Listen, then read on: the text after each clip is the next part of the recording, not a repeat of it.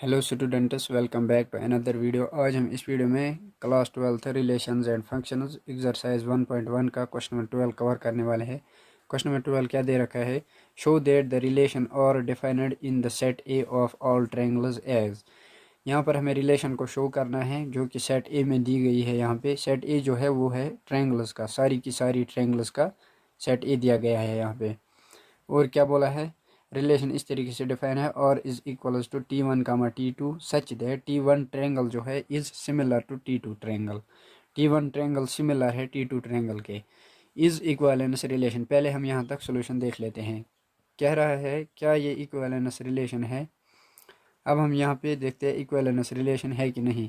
Equivalence के लिए ये पहला तो रिफ्लेक्सिव होना चाहिए, सिमेट्रिक भी होना चाहिए और ट्रांजिटिव भी होना चाहिए, तभी हम इसको इक्विवेलेंस रिलेशन कहेंगे। तो चलो इसका सोल्यूशन देख लेते हैं। पहले हम यहाँ पर रिलेशन लिख लेते हैं। रिलेशन किस तरीके से डिफाइन किया गया है? रिलेशन दिया गया है R is equals to T1 comma T2 such that T1 is similar to T2।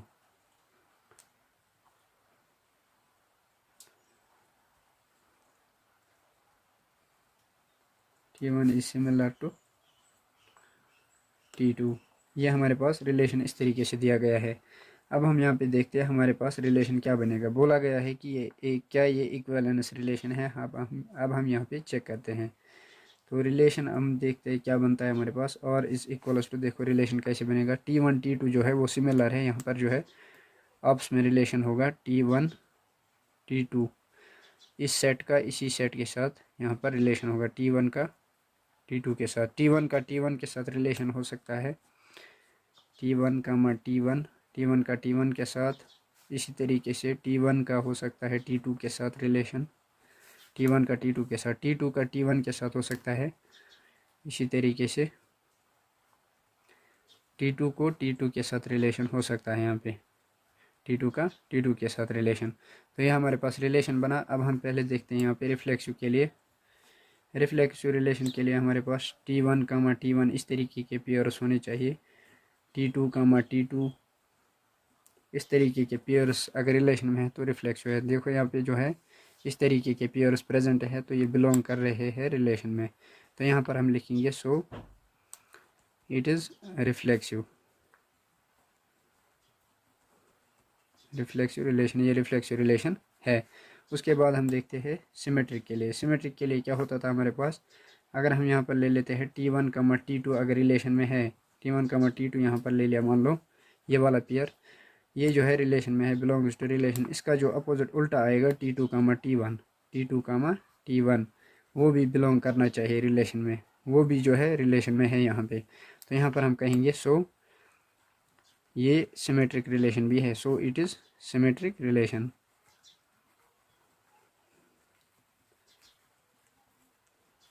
उसके बाद हम देखते हैं ट्रांजिटिव के लिए। ट्रांजिटिव के लिए क्या होता था हमारे पास? ए कमा बी अगर रिलेशन में है, बी कमा सी भी होना चाहिए और ए कमा सी भी होना चाहिए। इस तरीके से अगर ए कमा बी रिलेशन में है तो बी कमा सी भी रिलेशन में होना चाहिए और ए कमा सी भी रिलेशन में होना चाहिए। ए कमा सी भी रिलेशन में होना चाहिए इस तरीके से। देखो यहाँ पर अगर हम T1 कमा T2 ले लें, अगर ये रिलेशन में है, ये ऊपर रिलेशन में है, तो यहाँ पर जो है T2 कमा T3 अगर ले लेते हैं, T2 कमा T3 जो है ये भी रिलेशन में है। T1 कमा T3 भी रिलेशन में होना चाहिए,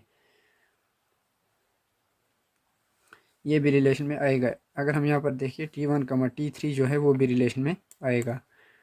T1 कमा T3 ये जो है ये भी रिलेशन में बिलोंग करेगा, बिलोंग्स टू रिलेशन। यहाँ पर हम लिखेंगे ये ट्रांजिटिव रिलेशन भी है,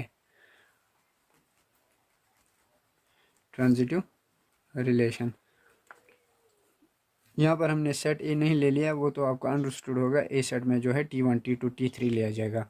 इस तरीके से ए सेट में जो है हमारे पास T1 कामा T2 कामा T3, जैसे कि हमने क्वेश्चन नंबर 11 में किया था, पिछले वाले क्वेश्चन में, उसमें हमने रेडियस लिया था। वहाँ पे R1 R2 R3 तीनों पेयर्स लेने पड़ते हैं क्योंकि हमें यहाँ पर ट्रांजिटिव के लिए प्रूव करना होता है। अब ये जो है यहाँ पे रिफ्लेक्सिव सिमेट्रिक ट्रांजिटिव आया, तो यहाँ पर हम लिखेंगे रिफ्लेक्सिव सिमेट्रिक एंड ट्रांजिटिव जब होता है वो उसको हम इक्विवेलेंस बोलते हैं। तो यहाँ पर हम लिखेंगे देयरफॉर सो ये इक्विवेलेंस रिलेशन है, so it is equivalence relation, equivalence relation, ये इक्विवेलेंस रिलेशन भी होगा। उसके बाद आगे क्वेश्चन को रीड करते हैं। यहाँ पर क्या दिया है, कंसिडर 3 राइट एंगल ट्रायंगल्स। यहाँ पर कंसिडर करना है 3 राइट एंगल ट्रायंगल्स को। T1 ट्रायंगल जो है उसके साइड्स दिए गए हैं विद साइड्स 3, 4, 5। T2 ट्रायंगल के साइड्स इस तरीके से दिए गए हैं 5, 12 एंड 13। T3 के दिए गए हैं 6, 8 एंड 10। तो यहाँ पर बोला गया है which triangle among T1, T2 and T3 are related. T1, T2 and T3 triangles में आपस में कौन सा रिलेट कर रहा है। अब हम यहाँ पे देखते हैं कौन सा यहाँ पे जो है ट्रायंगल आपस में रिलेट कर रहा है T1, T2 एंड T3 में। तो चलिए देखते हैं। यहाँ पर जो है T1 के साइड्स जो दिए गए हैं, T1 के साइड्स हमारे पास क्या है, यहाँ पर 3, 4 एंड 5, 3, 4, 5। और T2 के साइड्स जो दिए गए हैं वो कुछ इस तरीके से है 5, 12 एंड 13, 12, 13। एंड यहाँ पर जो है T3 के जो साइड्स दिए गए हैं वो दिए गए हैं T1, 6, 8 एंड 10, 6, 8 एंड 10। देखो यहाँ पर हम क्या करते हैं, अगर हम यहाँ पर T1 को T2 से डिवाइड करेंगे तो पहले हम T1 को T3 से डिवाइड करते हैं। T1 अपॉन T3 अगर हम करें यहाँ पे, तो यहाँ पे करेंगे हम 3/6, 4/8 हो जाएगा, 5/10 हो जाएगा, 5/10। अगर हम यहाँ पर 3 1 ज़ार 3, 3 2 ज़ार 6, 1/2 मिला, 4 1 ज़ार 4, 4 2 ज़ार 8, 5 1 ज़ार 5, 5 2 ज़ार 10। यहाँ पर हमें 1/2 मिल रहा है हर जगह पर, मतलब यहाँ पर जो रेशो है वो सेम मिल रहा है। तो यहाँ पर अगर हम देखें T1 और T3 जो है ये आपस में प्रोपोर्शनल होंगे क्योंकि इनका रेशो जो है वो सेम आ रहा है। तो यहाँ पर हम लिखेंगे एस T1 एंड T3 जो है हमारे पास, T1 and T3 triangle sides जो है, साइड्स जो है इनके ट्रायंगल्स के वो जो है प्रोपोर्शनल है और प्रोपोर्शनल वो जो है आपस में प्रोपोर्शनल है। यहाँ पर हम लिखेंगे सो T1 एंड T2 जो होगा ये आपस में रिलेट होंगे, T1 एंड T2 भी सिमिलर होंगे, ऐसा हम ये जो है आपस में सिमिलर होंगे। अगर हम यहाँ पर T1 और T2 को डिवाइड करते आपस में, देखो अगर हम T1 अपॉन T2 करते तो इनका रेशो जो है वो सेम नहीं आता। देखो T1 का 3/5, यहाँ पर जो है 4/12 आ जाएगा, 5/13। इस तरीके से अगर हम यहाँ पर करें तो 5 ये हो जाएगा कुछ 5 0, यहाँ पर पॉइंट, यहाँ पर 1 आ जाएगा, 5 4 ज़ार 5 6 ज़ार 30 आ जाएगा, 0.6 यहाँ पर मिल रहा है, 4 1 ज़ार 4, 4 2 ज़ार 8, सॉरी 4 3 ज़ार 12, 4 3 ज़ार 12 आ गया। यहाँ पे 1/3 ये जो है रेशो डिफरेंट मिलेगा इधर से, यहाँ पर 0.6 मिला, यहाँ पर 1/3 मिला, यहाँ पर कुछ और मिलेगा। तो ये जो है यहाँ पर प्रोपोर्शनल, इनका जो साइड्स जो है वो प्रोपोर्शनल नहीं है, तो ये आपस में रिलेटेड नहीं होंगे। तो T1 एंड T3 यहाँ पर रिलेट होंगे। आई होप आपको क्वेश्चन अच्छे से समझ में आ गया होगा। Thanks for watching math classes.